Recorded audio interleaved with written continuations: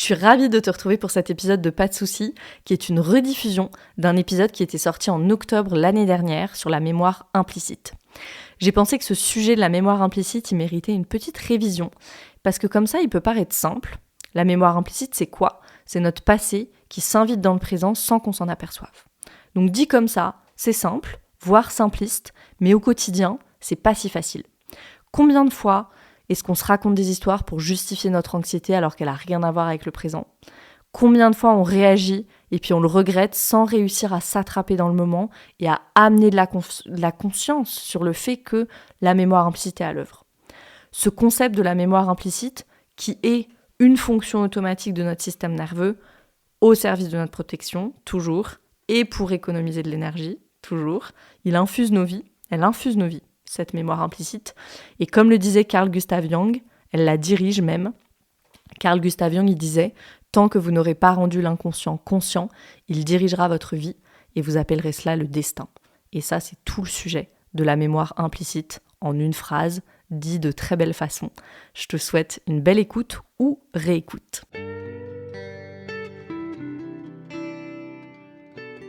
Bienvenue dans Pas de soucis, le podcast pour se libérer de l'anxiété avec Camille Thomas. Je suis Camille et avant d'être coach de santé, j'ai été une grande anxieuse. Je me suis libérée de l'anxiété le jour où j'ai compris que ce n'était pas dans ma tête.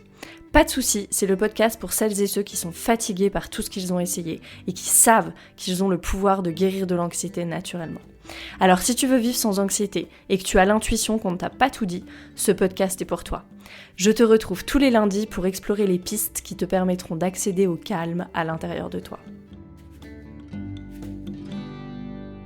Bienvenue dans ce nouvel épisode de Pas de soucis, je suis hyper ravie de vous retrouver aujourd'hui pour un épisode sur la différence entre mémoire implicite et mémoire explicite. C'est un sujet qui est hyper important et c'est surtout une différence très importante à faire et à comprendre, la différence entre la mémoire implicite et explicite si voilà, tu veux te comprendre mieux. Et j'insiste sur le fait de se comprendre mieux parce que souvent quand on a l'anxiété, on peut avoir beaucoup de culpabilité ou se flageller un peu en disant mais pourquoi je réagis comme ça ? Quand on comprend la mémoire implicite, tout a beaucoup plus de sens. Donc voilà, si tu veux te comprendre mieux, comprendre éventuellement tes traumas, t'en libérer, transformer ton monde intérieur et ton monde extérieur, la mémoire implicite, c'est hyper important à comprendre. Donc, on plonge dans le cœur du sujet tout de suite. On a la mémoire implicite, on a la mémoire explicite et on a la mémoire à court terme et la mémoire à long terme. Si quelque chose est pas important ou que c'est pas important que tu le retiennes, tu sais, c'est le scénario où tu vas apprendre pour un examen, tu sors de l'examen et t'as tout oublié parce que tu sais que tu réutiliseras jamais toutes ces informations. Je pense qu'au lycée, ou même dans les études, on l'a beaucoup fait, ça. Voilà, si c'est pas important ou c'est pas important que tu le retiennes, ton cerveau, il oublie, hop, ça va dans la mémoire à court terme, c'est bon, et après, c'est zappé. Mais si c'est quelque chose qui semble important, ça va être stocké dans la mémoire à long terme. Donc ici, on va plutôt parler de la mémoire à long terme, et là, on va différencier entre mémoire implicite et mémoire explicite. Donc commençons avec la mémoire explicite. Dans la mémoire explicite, les faits sont stockés dans cette mémoire à long terme, comme appartenant au passé. C'est par exemple, dimanche dernier, je suis allée à la mer avec des amis, j'ai préparé un pique-nique, ensuite j'ai pris ma voiture pour les rejoindre, le soir, en rentrant, je suis passée chez Carrefour parce que j'avais besoin de papier toilette, j'ai acheté du papier toilette, je suis rentrée chez moi. Tu sais consciemment que ça appartient au passé. La mémoire explicite, c'est ça en fait, c'est le fait de se souvenir consciemment des choses. Donc quand tu te souviens de dimanche dernier, tu te vois sur la plage, ensuite tu te vois reprendre ta voiture, chercher des clés de voiture dans ton sac, te garer au supermarché, passer à la caisse avec le papier toilette, etc. Donc j'ai très clairement un souvenir. La mémoire explicite, c'est aussi, si je te pose la question par exemple, dis-moi quels animaux sont des animaux marins. La baleine, les poissons, ok. On sait quels sont les animaux marins. 2 plus 2, 4. Ok, tout ça, c'est la mémoire explicite. Ça peut être des choses autobiographiques ou ça peut être juste des faits que tu sais en fait, de l'information.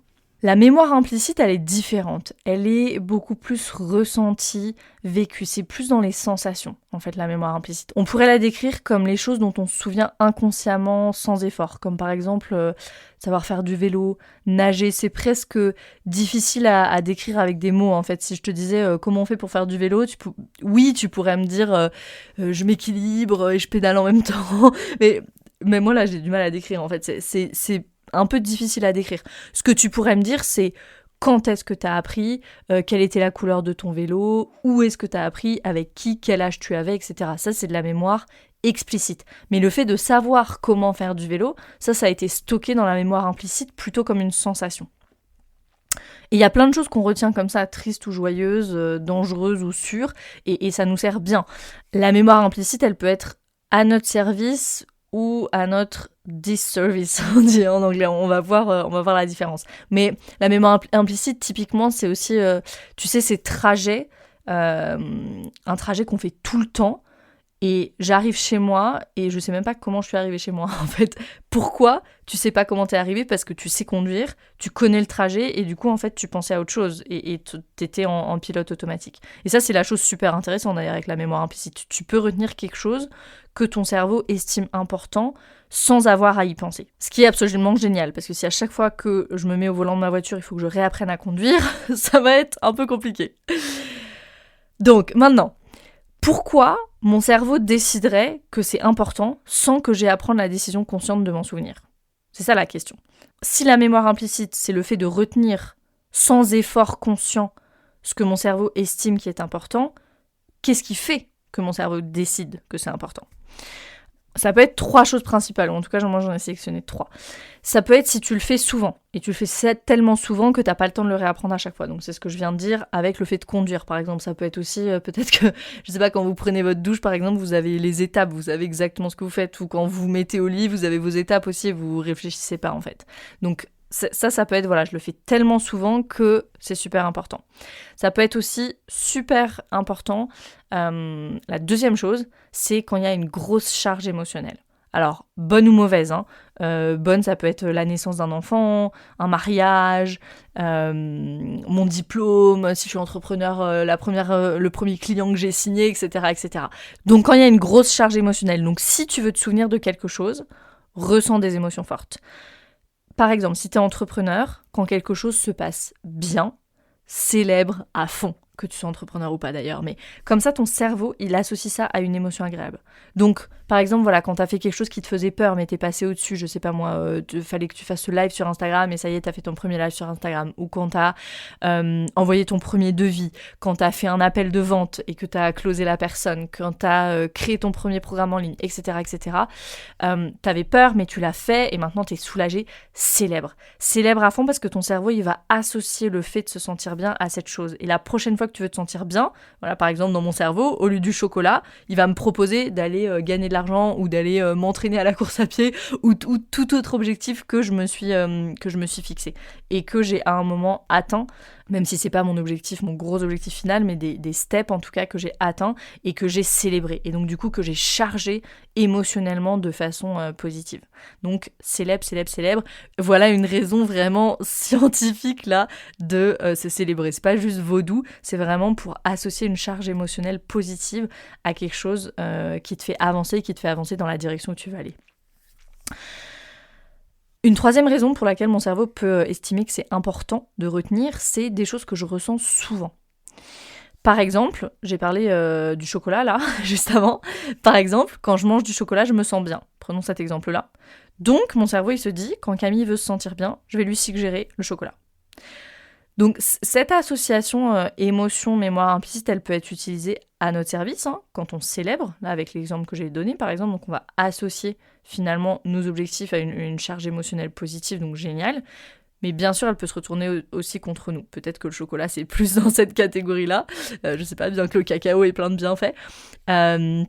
Voilà, mais par exemple, quand on est hyper en proie à l'alimentation émotionnelle ou qu'on consomme des substances, l'addiction, elle est formée dans la mémoire implicite, par exemple. C'est un autre sujet, je vais pas aller là-dedans. Mais voilà, cette association émotion-mémoire peut être utilisée à notre service comme nous desservir. C'est pour ça aussi que détourner systématiquement les enfants, par exemple, de leurs émotions avec des bonbons ou je sais pas quelle autre chose, c'est si mauvais, parce que du coup, ils vont associer le fait de gérer leurs émotions ou se sentir bien avec les bonbons, le sucre ou les jouets, etc. Mais ça, encore une fois, c'est un autre sujet.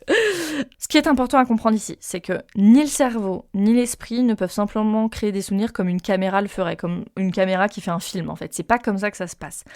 Ici, je vais vous expliquer ce que le docteur Dan Siegel explique très bien dans ses livres Mindside, Mind, entre autres. Dr. Dan Siegel, il a beaucoup étudié le cerveau, mais pas que le cerveau, mind, c'est vraiment l'esprit en anglais. Il fait énormément de liens, comment utiliser finalement son cerveau pour vivre bien. Donc ce qu'il nous dit, c'est que, en fait, d'abord, notre mémoire, c'est pas une image, en fait. D'abord, on reçoit un flot comme ça de paquets de données, qui sont des données sensorielles, hein, donc de sensations, en fait, des données sensorielles brutes. On reçoit ça du monde extérieur. Et ces données-là, elles sont dispersées dans le corps, dans nos nerfs et dans notre tronc cérébral. Et notre tronc cérébral, c'est vraiment ce cerveau reptilien. Hein. C'est là où il y a notre détecteur de menace aussi. Ce tronc cérébral primitif, c'est une des premières...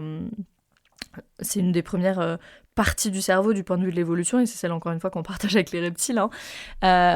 Ce tronc cérébral, il n'a pas de souvenir conscient. Donc il n'y a pas de mémoire explicite à cet endroit-là. Donc qu'est-ce qui fait que toutes ces données sensorielles, là, elles deviennent une mémoire explicite, où je suis capable de dire dimanche dernier, j'ai fait tac tac tac, j'ai été à la mer, j'ai été chez Carrefour, j'ai acheté du papier toilette, etc. Pour qu'il y ait une véritable mémoire permanente, donc mémoire explicite, le docteur Siegel, il nous dit on a besoin de l'hippocampe. L'hippocampe, c'est cette partie du cerveau qui se trouve au-dessus du tronc cérébral, qui est au niveau du système limbique. Hein, vous avez peut-être entendu parler du système limbique, qui est le siège émotionnel des émotions. Il se trouve dans le lobe émotionnel limbique. Et donc, l'hippocampe, cette partie du cerveau, elle est chargée de faire deux choses. Elle est chargée de faire de ces données sensorielles brutes une image cohérente, en fait, de les intégrer à un tout cohérent. Donc ça, c'est la première mission. Et la deuxième mission de l'hippocampe, ou la deuxième fonction, en tout cas de l'hippocampe, c'est d'apposer sur les souvenirs une étiquette temporelle. Donc ça veut dire quoi ? Ça veut dire transférer en fait toutes ces données dans la mémoire permanente à long terme, où elles pourront être récupérées ultérieurement, quand on en a besoin. Quand j'ai besoin d'ouvrir le tiroir de, je sais pas moi, ce qui s'est passé l'année dernière, le jour de mon anniversaire, et ben hop, je me souviens et je vais consciemment en fait faire appel aux souvenirs. Et c'est ça qui me permet de dire ce que j'ai fait dimanche dernier, par exemple, ou exactement ce que je viens de dire là, qui était présent à mon anniversaire l'année dernière. C'est vraiment cet hippocampe. Et donc l'intervention de cette partie du cerveau, l'intervention de l'hippocampe, c'est le seul moyen de faire entrer toutes ces données sensorielles brutes dans la pensée consciente. Et ça va se produire au niveau du cortex préfrontal, qui est la partie cognitive la plus élevée et la plus récente aussi d'un point de vue de l'évolution du cerveau. Donc la mémoire explicite, c'est ce à quoi on pense en fait en tant que mémoire. C'est une mémoire pensée, une mémoire cognitive, hein, je l'ai dit tout à l'heure. C'est vraiment un souvenir dont on peut se souvenir dans notre cerveau pensant. Dan Siegel, il dit c'est l'ensemble du film en fait. C'est vraiment l'ensemble du film auquel les parties supérieures de notre cerveau, donc l'hippocampe, le cortex préfrontal et tout, elles ont donné un titre, exemple, anniversaire, on est quoi là, en 2022, donc anniversaire en juillet 2021. Et hop, tous les souvenirs associés, ces données-là, elles sont bien classées dans anniversaire juillet 2021. Mon anniversaire est en juillet. C'est ça qui me permet de distinguer le passé du présent. Si l'année dernière, je vais continuer sur mon élan de l'année dernière, si l'année dernière je me suis fait morte par un chien dans la rue, par exemple, c'est mon cortex préfrontal qui aujourd'hui, quand je vois un chien dans la rue, me permet de dire ça c'est un chien, et c'est ce chien-là maintenant, par opposition au chien qui m'a mordu l'année dernière. Okay, c'est vraiment mon cortex préfrontal qui me permet de me dire le présent c'est le présent, le passé c'est le passé en fait. Donc le cortex préfrontal, mais qui fait pas les choses tout seul, hein, il y a eu cette intervention de l'hippocampe. Et on l'a vu, c'est seulement grâce à l'intervention de l'hippocampe que la mémoire devient explicite, qu'elle est rangée bien correctement dans un tiroir avec un titre, et qu'on a l'ensemble du film, on a quelque chose de cohérent et qu'on est capable de situer dans le passé. Le problème, c'est quand l'hippocampe n'est pas disponible ou qu'il est comme débranché, en fait. Et il y a au moins 4 façons que distingue le Dr Siegel, dont l'hippocampe peut ne pas être disponible, peut être comme débranché. On aime bien dire en anglais, on dit offline. Je trouve que c'est une super bonne expression, comme s'il était hors ligne, en fait. L'hippocampe, il n'est pas dispo. Et ça signifie quoi ? Ça signifie que nous, les humains, on peut facilement ne pas se souvenir d'événements traumatiques. Et on va voir pourquoi, on va voir comment, c'est quoi ces 4 façons dont notre hippocampe pourrait être hors ligne. Et du coup, ça empêche ces sensations de devenir de la mémoire explicite. Alors d'abord, de la conception à l'âge de 36 mois.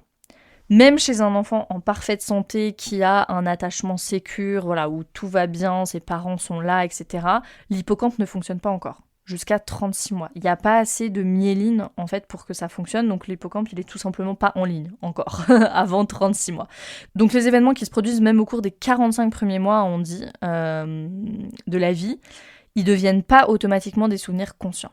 Et ça c'est super important.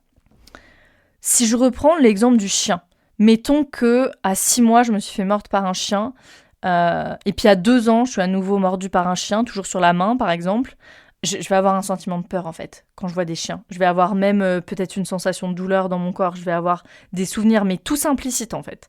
Un sentiment de peur, une sensation de douleur dans la main, un visuel de quoi ressemble un chien, un son d'aboiement peut-être une sensation dans le corps qui je sens que j'ai envie de courir en fait, j'ai envie de me préparer à courir, j'ai toute cette énergie là dans le corps.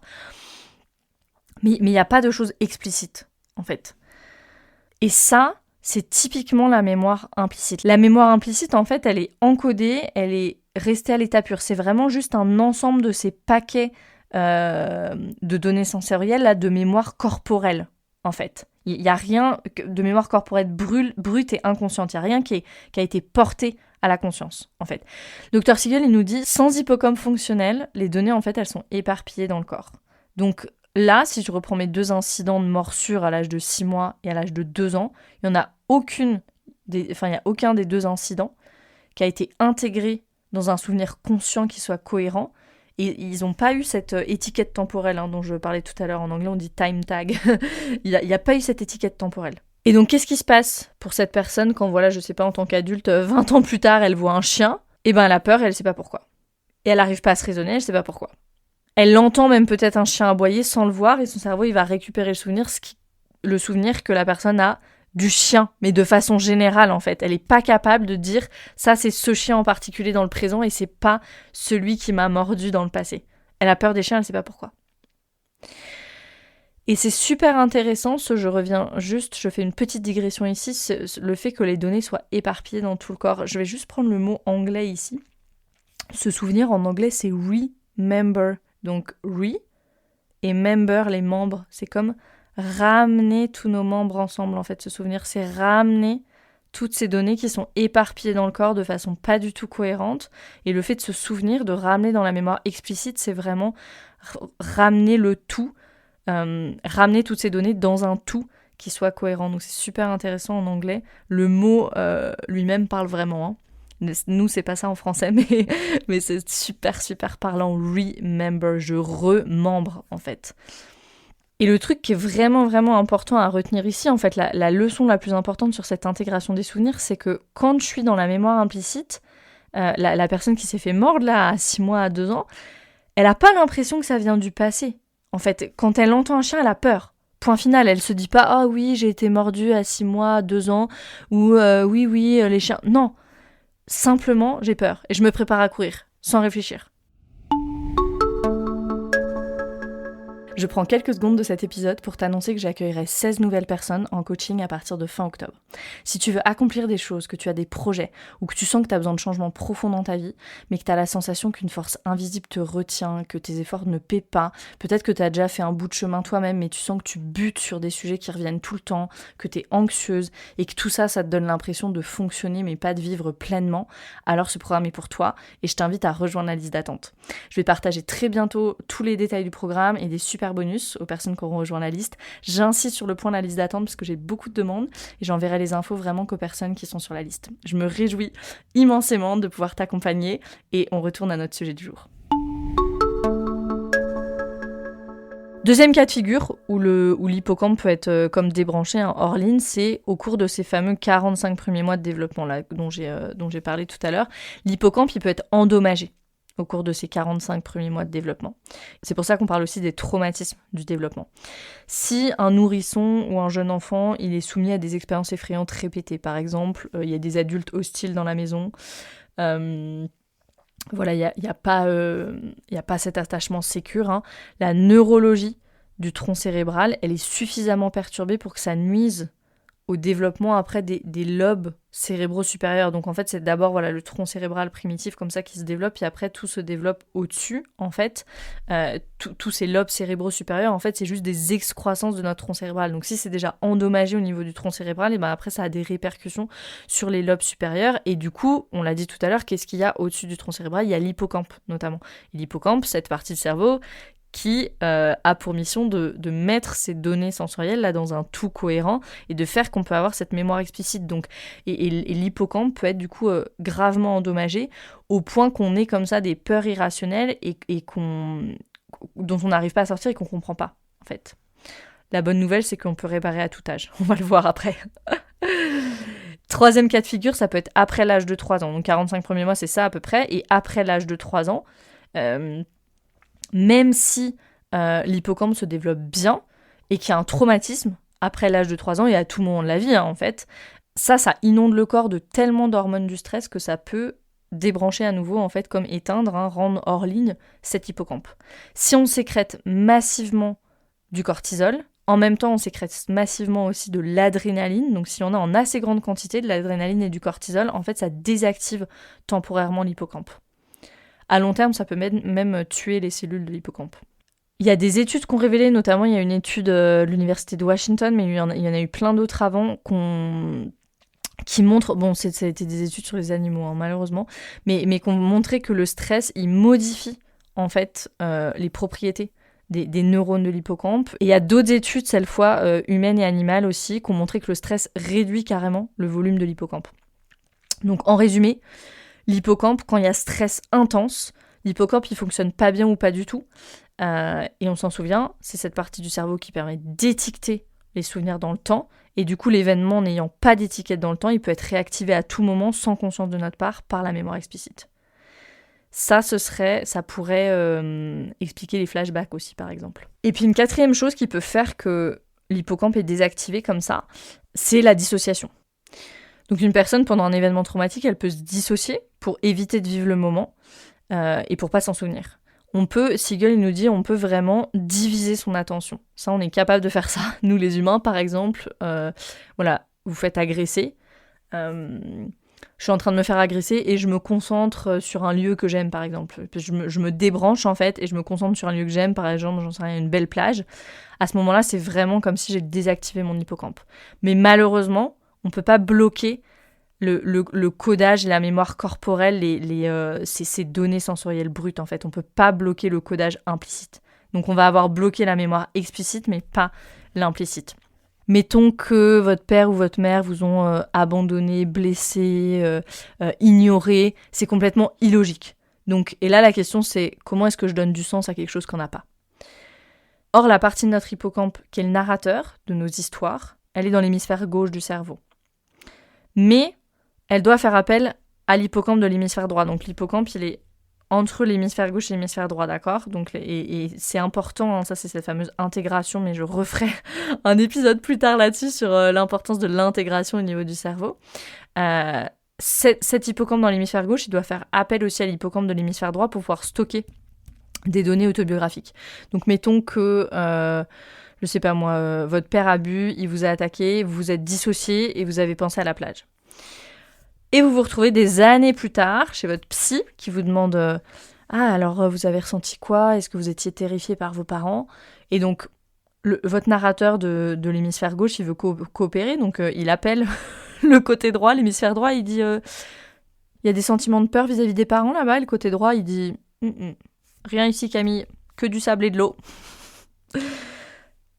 Mais votre corps il ressent la peur et vous pouvez avoir mal au ventre, des contractions ou d'autres symptômes physiques, et rien de tout ça ne sera conscient. Bon, t'as pas besoin de retenir les 4 cas de figure en détail. Ce qu'il y a à retenir, c'est que le trauma et ou un stress intense peut désactiver l'hippocampe, et que du coup, il y a des événements qui, au lieu d'être dans notre mémoire explicite, sont stockés en fait dans notre mémoire implicite, donc du coup auquel on n'a pas accès, mais auquel on n'a accès que sous forme de sensations finalement et ressentis, sans pouvoir mettre de souvenirs concrets dessus. Donc maintenant, si ce qui est retenu dans notre mémoire implicite n'implique pas notre conscience, justement, comment est-ce que je peux commencer à en prendre conscience ? de tout ça. Peut-être que tu te dis là, c'est cool ce qu'elle me raconte, mais si j'ai accès à rien, parce que c'est dans ma mémoire implicite, je fais quoi ? Je continue à me laisser balloter par ma mémoire implicite et par mes réactions que je comprends pas ? Non, non. Alors on va pas dire qu'on peut accéder peut-être à notre mémoire implicite, mais en tout cas on peut en trouver des signes et des signaux à plusieurs endroits. Dans ce qu'on va appeler nos triggers avec un accent français, nos déclencheurs, ok, je vais revenir dessus. Et aussi dans toutes nos habitudes inconscientes. Par exemple, il y a une thérapeute aux États-Unis qui s'appelle Pat Ogden, qui est très très calée sur le trauma. Elle a énormément d'années de pratique. Et elle parlait d'un garçon qui était en séance et qui avait des intonations interrogatives à la fin de chaque phrase, en fait. En fait, ces affirmations ressemblaient à des questions. Et donc, ce qu'a fait le thérapeute, il n'a pas du tout soulevé, il lui a juste demandé d'accentuer ça, d'accentuer cette intonation qu'il avait. Et juste en faisant ça, le garçon, en fait, a fondu en larmes parce qu'il a compris que, il avait cette intonation interrogative à la fin de chaque phrase parce qu'il cherchait la validation en permanence. Qu'on lui dise « oui, c'est ça, oui, c'est vrai ». Donc ça, par exemple, c'est typiquement une habitude complètement inconsciente, juste la façon de parler. Et ça, c'est un accès à notre mémoire implicite, par exemple. Ça peut être aussi, vous savez, quand vous voyez refaire des gestes que vos parents faisaient, mais que tu fais pas exprès, en fait, et tu t'en rends compte en le faisant. Ça vous est jamais arrivé, ça? Moi, ça m'est déjà arrivé. Je fais quelque chose et puis je me dis « oh, mais c'est ma mère, en fait, qui fait ça tout le temps ». Ça, c'est quelque chose aussi qui est encodé, en fait, dans nos gestes, par exemple. Maintenant, si je reviens sur nos déclencheurs, nos triggers. Prenons un exemple de trigger. Alors, ce qui doit te mettre la puce à l'oreille sur est-ce qu'une chose est un trigger ou pas, c'est vraiment la disproportion, en fait. Bon, et je vais pas l'expliquer plus que ça, je vais prendre mon exemple, parce que c'est tellement clair dans l'exemple que vous allez tout de suite comprendre. C'est un exemple de la vraie vie, qui est vraiment arrivé, donc pas de jugement, s'il vous plaît. Mon compagnon va faire les courses un jour, et je lui dis, prends-moi, je sais pas, du thé vert, je vais inventer n'importe quoi, et des myrtilles. Vous allez pouvoir comprendre pourquoi les myrtilles. Je prends mes myrtilles surgelées dans mon smoothie tous les matins. Il pense à toutes les choses, notamment les choses pour lui, et il me ramène pas les trucs que je lui ai demandé. Je me mets en colère parce que je pourrais pas faire mon smoothie demain matin, nanana, il pense jamais à moi, tata. C'était complètement disproportionné. Une colère ultra intense, qui a duré pendant quand même quelques minutes et de laquelle j'ai eu du mal à redescendre pour des myrtilles surgelées. Donc là, on peut clairement se dire, ok, il y a une disproportion. Et donc là, je vais me demander, ok, comment je me sens ? C'est quoi les émotions qui sont là ? Ok, je suis en colère. Quoi d'autre ? Je me sens abandonnée. Quoi d'autre ? Il y a un peu de tristesse aussi. Je me sens même un peu désespérée, à vrai dire. Ok. Ça, je me pose cette question. Qu'est-ce qu'il y a comme émotion une fois que je suis un petit peu redescendue, bien sûr, et que je peux avoir un tout petit peu de clarté. Et j'essaie vraiment de me concentrer sur ma réaction émotionnelle, pas sur l'interprétation. Vous voyez, j'ai bien dit, je suis en colère, triste, désespérée, je me sens abandonnée, tout ça, c'est une réaction émotionnelle. C'est mon ressenti. L'interprétation, et souvent, on est tenté d'aller tout de suite dans l'interprétation. L'interprétation, ça aurait été... il ne me considère pas, il pense qu'à lui, il est vraiment égoïste, etc., etc. Ça, c'était de l'interprétation, c'était pas ma réaction émotionnelle. Ok ? Ça, c'est très important, la distinction ici. Mes émotions, c'était la colère, la tristesse, le désespoir, c'était ça. Mais pourquoi j'ai eu ces émotions ? Parce que ce que mon cerveau m'a proposé, c'est « tu n'es pas considéré, il est égoïste, il s'en fiche, tu n'es pas aimable, dans le sens où on ne peut pas t'aimer, par exemple, pour des myrtilles. » Ok. Donc là, 3 choses à retenir de d'un épisode comme celui-là. L'explication, entre toutes les explications possibles de pourquoi il aurait oublié les myrtilles, celle que j'ai créée, c'est la pire. Celle que j'ai créée, c'est « je ne suis pas considérée ». Deuxième chose à retenir, cette explication qui est la pire, elle a rien à voir avec le présent. Elle a tout à voir avec le passé. Dans ce moment-là où je me mets dans une colère noire à cause des myrtilles, je suis pas en train de répondre au présent, je suis clairement en train de réagir au passé. Et la troisième chose à retenir, c'est que c'est pas toi qui choisis, en fait. Et là, dans cet exemple-là de trigger que j'ai pris, c'est pas moi qui ai choisi, c'est automatique. Je me suis pas dit, ok, quelles sont les possibilités ici, c'est ça ou c'est ça. Non. On va directement à la pire explication et c'est le cerveau qui le fait. Et pourquoi on va se chercher la pire des explications. Quand je dis la pire, c'est la plus douloureuse pour nous, en fait, l'explication qui est la plus douloureuse pour nous. Pourquoi on fait ça ? Parce que c'est ce qu'on croit déjà, en fait. Parce qu'on va chercher la croyance implicite qu'on a absorbée très certainement, enfin souvent depuis l'enfance. Si je ne me suis pas sentie considérée à un moment ou de façon répétée dans mon enfance, en fait, je crois ça, que je ne suis pas considérable, en fait, que les autres ne me considèrent pas. Et donc, c'est ça tout de suite, c'est la première explication que mon cerveau va choisir. Donc, une petite pratique qu'on peut faire, là, et ça va participer à changer vraiment nos voies neuronales, je vais en parler juste après. Une petite pratique qu'on peut faire ici, c'est se poser 3 questions quand on a un trigger. Premièrement, c'est qu'est-ce qui s'est passé ? C'était quoi le trigger, en fait ? Ça, c'est la première chose. Ensuite, deuxièmement, c'est quelle était la réaction émotionnelle ? Et troisièmement, quelle est l'interprétation ? L'étape la plus délicate de cette pratique, je dirais, c'est vraiment la réaction émotionnelle. Parce qu'on a tendance, et surtout quand on est activé, on a tendance à vouloir aller tout de suite dans l'interprétation. Si je vous demande, c'était quoi ton émotion ? Qu'est-ce que t'as ressenti ? Ah bah j'ai ressenti que c'était mal poli de sa part, qu'elle me considérait pas. Non, ça c'est pas ton ressenti. Ça c'est pas l'émotion. L'émotion c'est quoi ? Tu t'es senti quoi ? Triste. Ok. Je me suis sentie bouleversée. Ok, ça c'est une émotion. Donc deuxième question, premièrement, qu'est-ce qui s'est passé ? Deuxièmement, quelle était la réaction émotionnelle ? Troisièmement, quelle est l'interprétation ? Et au niveau de cette troisième étape, là ce qu'on fait, et ça faites-le quand vous êtes redescendu un petit peu, c'est d'écrire d'autres interprétations possibles. Pourquoi est-ce qu'il aurait pu oublier les myrtilles ? Je sais pas, il a été distrait quand il était au magasin, il y a quelqu'un qui l'a appelé, je sais pas, un truc de boulot, et puis du coup il était en train de régler un problème de boulot et en même temps de faire les courses, et du coup il était complètement distrait, il a complètement zappé, peut-être qu'il a dû se presser, peut-être que c'était les myrtilles surgelées, il a oublié la glacière, j'en sais rien, peu importe. Et là on écrit d'autres interprétations possibles. C'est pas super facile. Parce que notre cerveau, il va continuer à pointer sur je ne suis pas considéré peut-être. Donc si tu n'y arrives pas à cette étape-là, appelle quelqu'un. Appelle quelqu'un et dis-lui, c'est quoi les autres explications possibles de je n'ai pas été invitée, ou elle n'a pas répondu à mon invitation, ou elle a été hyper dure, hyper sèche avec moi, ou voilà, tout ce qui a pu vous déclencher. Quelle aurait pu être une autre interprétation ? Une autre explication ? Et plus on va faire ça, plus on va s'entraîner à chercher d'autres explications possibles, plus je vais amener de la confiance, et moins à l'avenir je vais être énervée, blessée, etc. Moins je vais être activée en fait facilement. Et qu'est-ce qu'on fait en fait quand on est en train de faire ça ? On est en train d'utiliser la fameuse neuroplasticité du cerveau, ce phénomène de neuroplasticité. Aujourd'hui, on sait qu'on peut changer ces automatismes de notre mémoire implicite. Dan Siegel, il nous dit la neuroplasticité, c'est vraiment la façon dont on peut étudier en fait comment les connexions dans le cerveau changent continuellement tout au long de la vie. Maintenant, on sait que alors le cortex préfrontal, par exemple, cette partie du cerveau là, la plus récente, elle termine de se développer seulement à l'âge de 25-26 ans. Mais même après ça, en fait, le cerveau, il continue à se développer. Le cerveau, il n'arrête pas de se développer après l'enfance ou après l'adolescence ou même après 25-26 ans, une fois que le cortex préfrontal, il est formé. C'est sans cesse en train de se développer. Et une expérience qui est différente, donc à chaque fois qu'on va shifter notre attention, en fait, qu'on va porter notre attention sur quelque chose d'autre, qu'on va trouver d'autres explications, qu'on va faire des expériences différentes, en fait, de comment on avait l'habitude de réagir jusqu'ici, une expérience différente, ça va entraîner ces changements, en fait, des changements dans les voies neuronales. Et plus il y a de nouvelles voies neuronales qui sont actives, plus les neurones, ils se recablent, littéralement, ils recablent leurs connexions les uns aux autres et ils établissent des nouvelles connexions.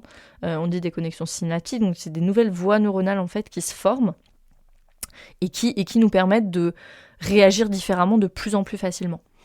On peut même faire grandir la gaine de myéline sur les neurones qui sont impliqués dans nos nouveaux schémas de pensée. Ça, c'est incroyable. Moi, je connais la myéline malheureusement de la mauvaise façon parce que mon papa a une sclérose en plaques. Dans les scléroses en plaques, les maladies auto-immunes, c'est cette myéline qui se désagrège en fait. Cette myéline, c'est quoi ?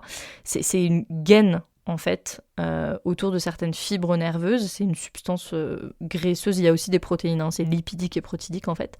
Et c'est une gaine autour des fibres nerveuses et c'est grâce à cette gaine notamment que les informations passent en fait d'un neurone à l'autre.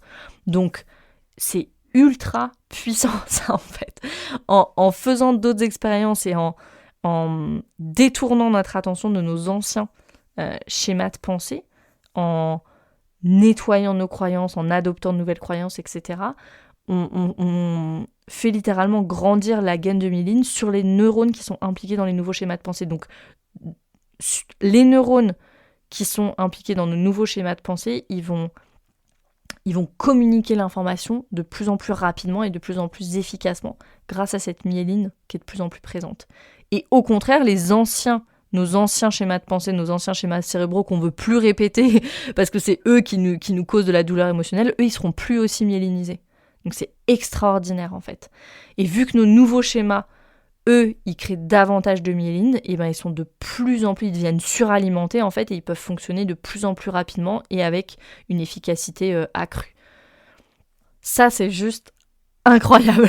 Ça veut dire que c'est vraiment comme si on a le pouvoir de prendre comme un petit scalpel à l'intérieur et d'aller changer ce qui se passe dans notre cerveau, quoi. C'est juste incroyable. Cette neuroplasticité du cerveau, c'est vraiment une des découvertes les plus excitantes du siècle, je pense. Et donc, qu'est-ce qu'on peut faire pour shifter notre attention ? Justement, on peut faire de la méditation. Alors ça peut être une solution que je ne conseille pas forcément quand on est deep dans l'anxiété. Et ce que je conseillerais, si vous voulez vraiment, si vous savez vers quoi vous voulez aller, faites une méditation ciblée sur quelque chose. J'étais allée il y a quelques années à Bruxelles pour écouter le Dalai Lama, je vous raconte ma vie.